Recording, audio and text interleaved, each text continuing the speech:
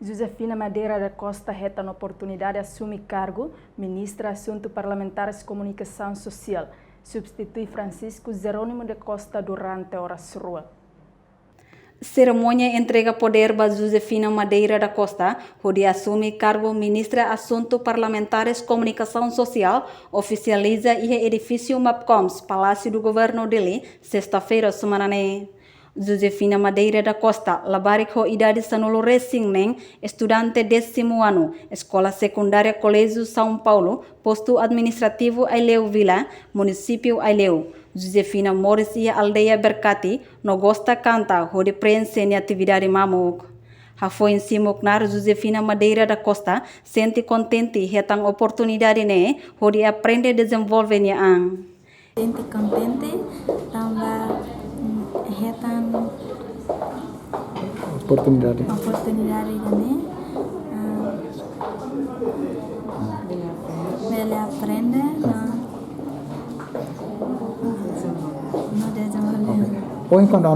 Sente contente, tambah bela tu ministro minha cadeira. Entretanto, Maria Julieta Ribeiro Mota, gerente Empoderamento Labarik Feto, no Igualdade de Gênero, Playing Internacional Hateteng. Evento ne realiza desde Tinanrihu Rua Sanolo Racing Rua.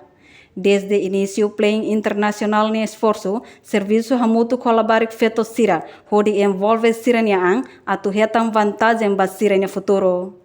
O programa Girls Take Over atau Labarik Feto Koti Posição, né?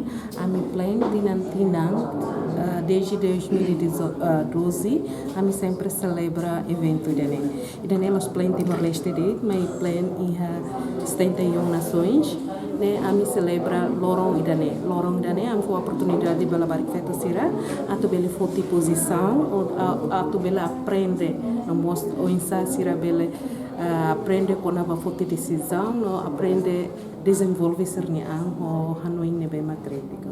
Playing Internacional mostra a oportunidade de Labarik Feto Sira, aprende a área economia, no Hanorin Labarik Sira, atu iha mentalidade foto de decisão. Atividade Girl Take Over será mata a oposição Presidente da República.